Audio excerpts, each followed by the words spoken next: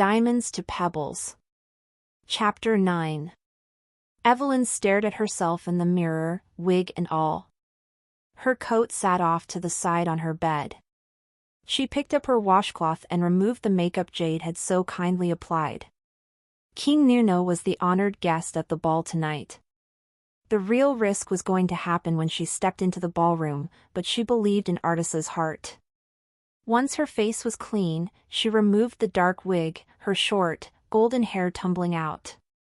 She smiled at her reflection, happy to see the girl Artis loved. Then she took out the enchanted shell, giving it a good rub. Light erupted, and she donned the sunlight dress that almost matched her curls. According to the rumors that Jade heard, the castle walls were going to have higher security due to King Nuno's added presence. That wouldn't be a problem for her since she was already inside the castle. Her bedroom door opened, and Chef Reuben gawked at her in awe. She was surprised when she even spotted tears in his eyes. A little bear no longer.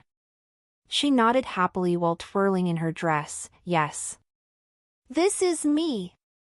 Then she walked over to him gracefully to kiss his cheek. Thank you for trusting me and for improving my cooking skills. I just want you to know, I appreciate you as a daughter would her father. He frowned and placed a hand on her shoulder. Why does this sound like a goodbye? Because it could very well be, but I hope to return.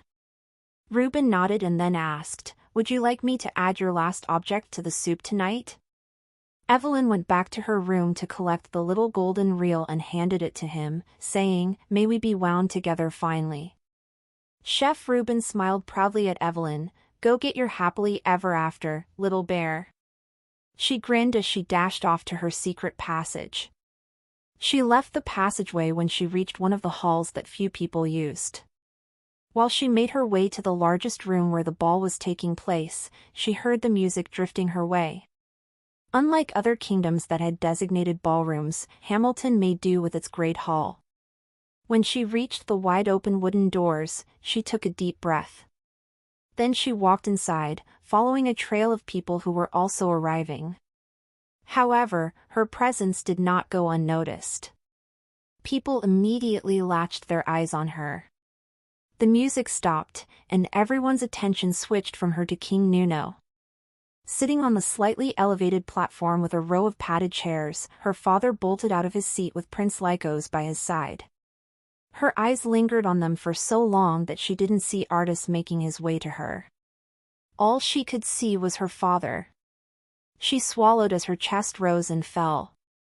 Evelyn, Artis's voice said, waking her from her thoughts. He stood in front of her, wearing a dark blue tailcoat with golden beads threaded into the fabric on each shoulder, and a crown was on his head. It was probably the first time she had seen him wearing one. It circled his head in a repeating pattern, with a few diamonds added to enhance its shine.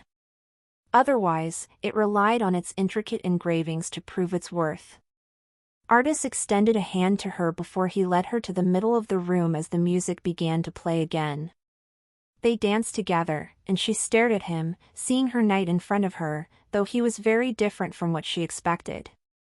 Artis, I'm afraid, she choked out, seeing her father making his way through the crowd of people. He turned her face back to him, it's okay. I'm yours, Evelyn. I fell right into your trap and will stay there for eternity. Evelyn's spinning thoughts took an abrupt pause. She even forgot how to dance and just stood there in his arms. Artis, does that mean what I think? When they heard her father's steps coming, Artis pulled her in closer and whispered, I love you, Evelyn. And I'll announce it to everyone, but you should leave your father to me. He slowly pulled away, so their eyes could meet. The desire to kiss washed over them, but then Evelyn made the mistake of peeking at her approaching father over Artis's shoulder. Following Artis's advice, she tore away from him. The couple scrambled out of her way as she left the great hall. She heard someone sprinting after her and worried it was her father. Out in the corridor where it was just about free of people, Artis caught up to her. She gasped when he seized her by the hand and tugged her into his chest. When she saw the blue of his coat, she relaxed, though her pulse still raced from her run.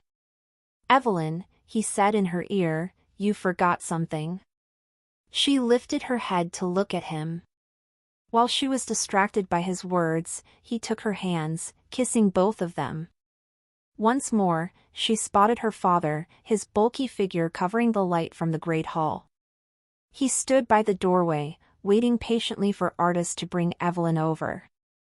Still having one of her hands in his, Artis held it firmly so she didn't run off quite yet. Her gaze returned to his sparkling eyes. He slipped her golden ring, which he had been carrying in his pocket for days, onto her finger as he let her fingertips slide away from his. She dashed away, and this time no one followed. King Nuno marched over to Artis and glared at the young king. "You let her go. How could you?" Artis wasn't fazed by the man's booming voice and said calmly, "Excuse me, I need to be alone right now."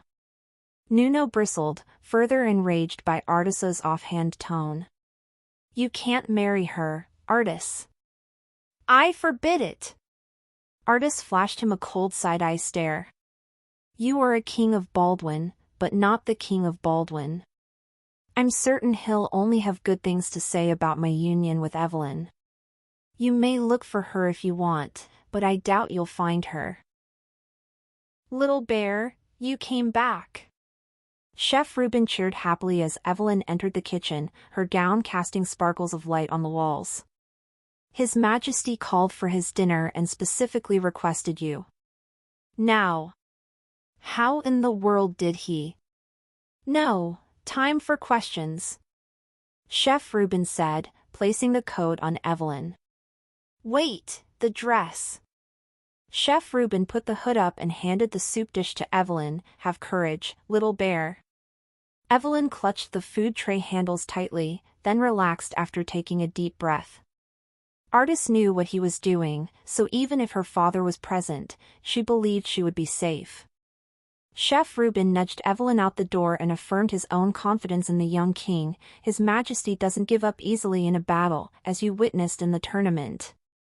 You'll be fine." Finding herself out in the hall, she began the walk to Artis's chambers. When she reached the doors, she heard her father's voice arguing with Artis.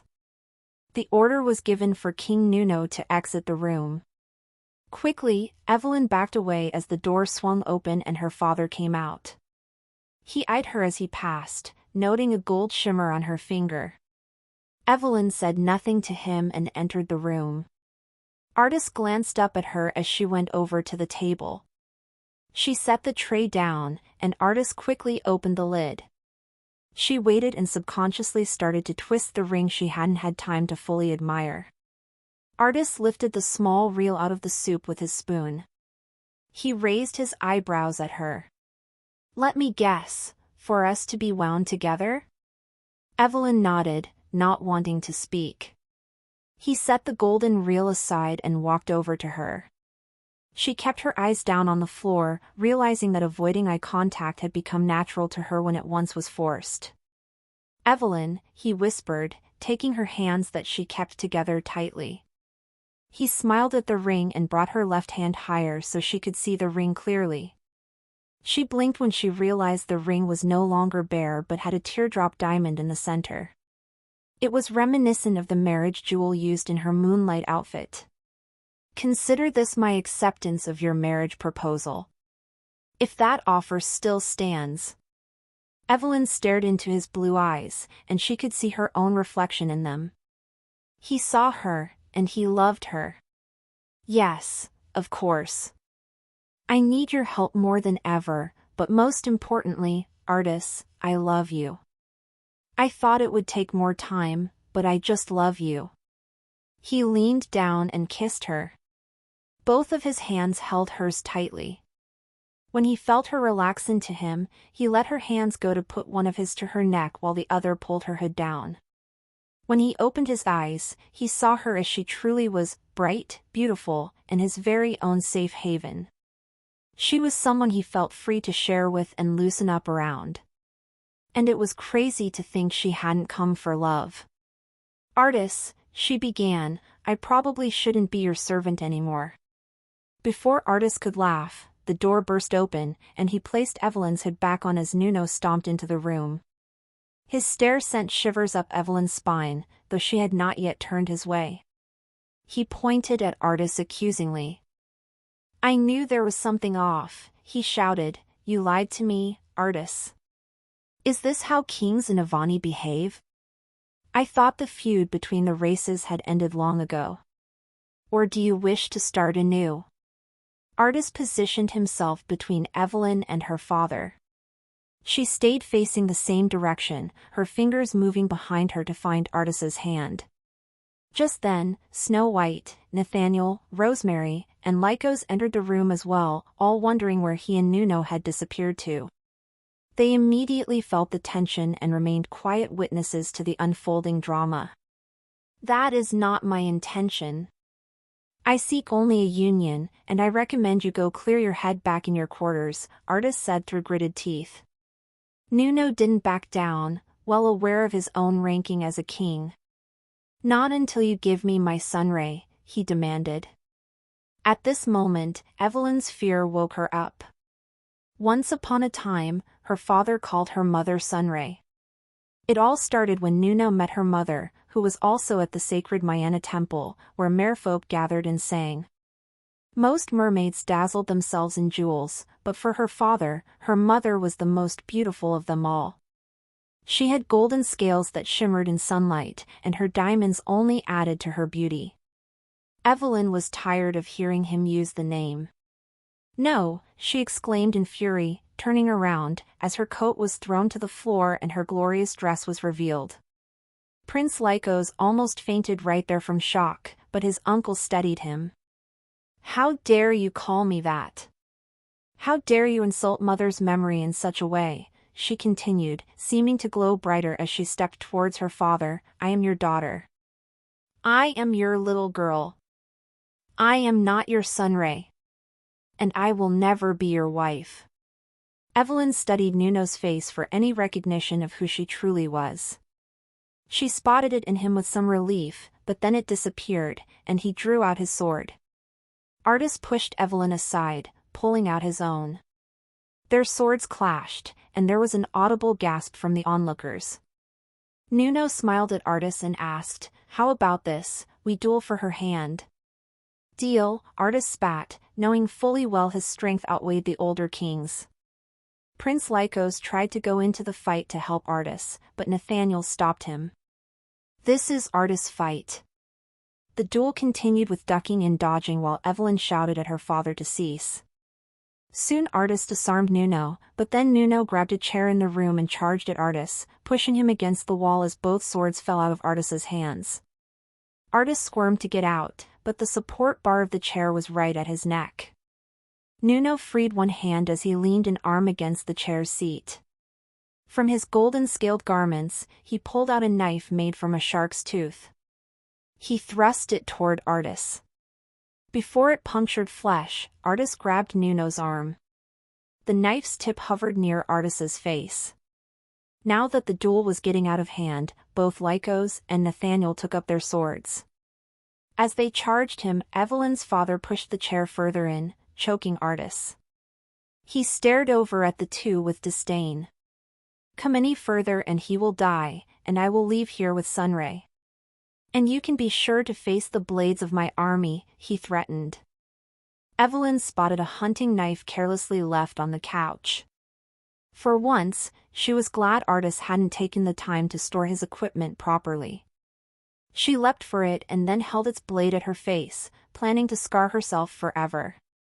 Everyone in the room watched in a panic and was frozen in place. "I'll destroy the thing you want most. Stop all of this.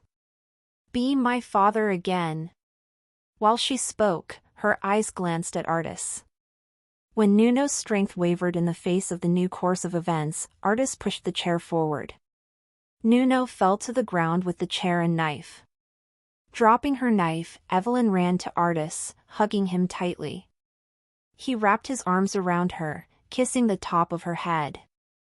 Abruptly, Nuno stood with his knife in hand and ran at them. Artis planted Evelyn on the wall behind him as her father came charging. When he was close enough, Artis quickly grabbed Nuno's arm, trying to force his arm behind his back. However, Nuno resisted, and in the struggle, the knife's edge grazed Artis's stomach, drawing blood, but it twisted between the men and plunged into Nuno's chest. He faltered backward and sank to the floor. Artis staggered backward with a hand on his wound and his eyes wide in horror. Behind him, Evelyn cupped her hands over her mouth. Everyone watched as blood spread across Nuno's golden garments. Then, a thick black smoke emerged from his mouth. Despite their shock, the men immediately snapped into protective stances as the smoke billowed out. It circled the room and fled out a crack in one of the windows. There was a collective breath, and then Nuno's voice. "Evelyn?" They looked back down at her bleeding father. His face was pale as he stared up at her. Seeing that familiar glint in his eyes, she dropped to her knees next to him. "Father," she screamed. He reached a shaking hand to her face and pinched her nose. "Sorry, Sunbeam. I let it take me. Sorry." Evelyn shook her head, tears flying. She placed a hand down on her father's cheek. "Father, what was that?" He didn't answer. Evelyn then looked over at Snow and pleaded, "Can you help him?" Snow rushed to Evelyn's side, leaving Rosemary, who had been clinging to her. Before she could examine the wound any further, Nuno roughly grabbed Snow's hand. Nathaniel shifted behind them, though he did not engage with his sword. "Let me die," Nuno whispered gruffly, clearly struggling to speak or even breathe. Snow swallowed and said calmly, "But you don't have to die. We have." Before she could say more, Nuno grasped the knife, twisting and yanking it out without hesitation. Snow and Evelyn let out a shriek as they moved, but were ultimately too slow, even sitting next to him. He was gone within seconds. Snow looked up at Evelyn with a sorrowful gaze. "I'm sorry." Evelyn stepped away from her father's body. She had learned to be afraid of him, but she never wanted him dead. She squeezed her eyes shut and desperately thought of the days when her mother was still alive and her father was sane. "Artis, son, are you all right?" Nathaniel asked. Evelyn's eyes snapped to Artis, who slumped against the wall.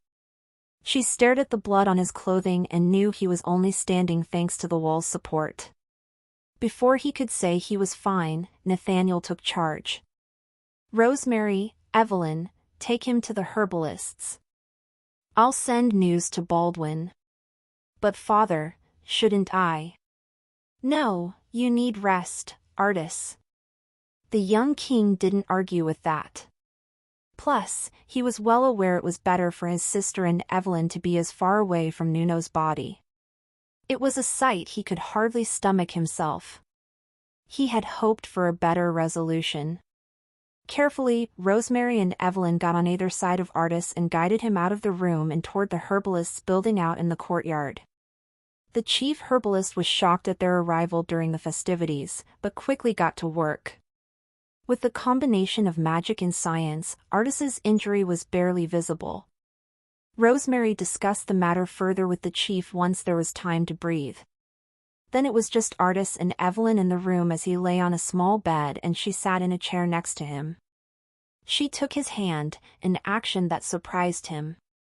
He felt he didn't deserve her comfort, but he realized she was the one seeking comfort. "What was that in my father?" she asked.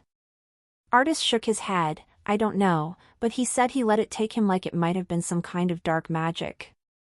Silence expanded between them as they soaked in the night's events. Then Artis couldn't keep it together any longer as a sob released from his soul. "Evelyn, please forgive me." Evelyn scooted her chair closer to the bed and lifted his hand to her warm cheek. She was crying too and found it hard to express herself. Her father was not innocent, and all Artis had done was in an effort to protect her and himself. "Artis, I can't because there's nothing. There's nothing to forgive." He still cried and covered his eyes with his free arm. Evelyn decided to say nothing more and nestled her head down on the bed while holding tight to his hand. She cried as well, letting the grief seep out until they were both so exhausted that their bodies forced them to sleep.